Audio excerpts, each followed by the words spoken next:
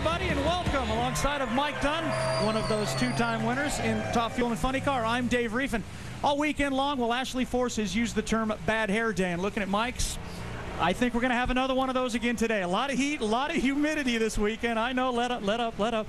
But that's going to be part of what we're following this afternoon at 4 o'clock. What we want to alert you to immediately is something that caught us all by surprise. We've got a nitro shortage in this sport. Mike, how did that happen?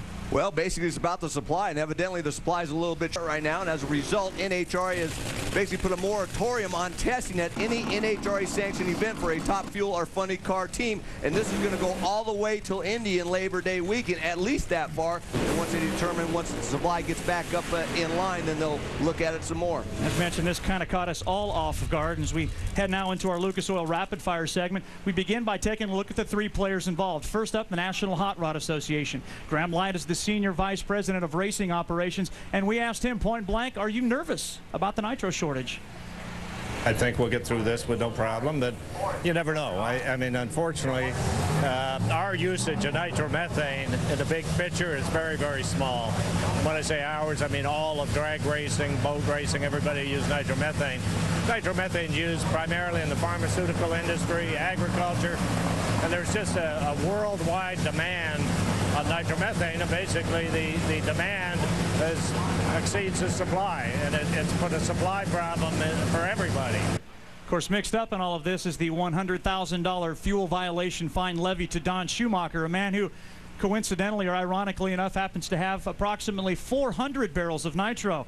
Will the Don come to the rescue?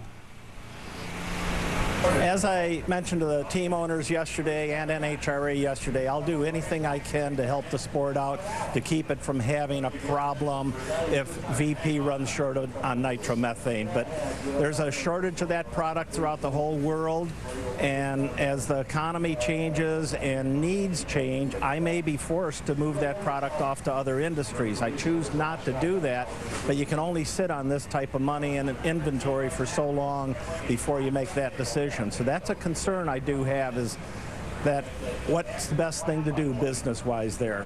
And Mike, the third player in all of this is VP, the official fuel supplier of the National Hot Rod Association. You and I went down and talked to them yesterday. What did they have to say?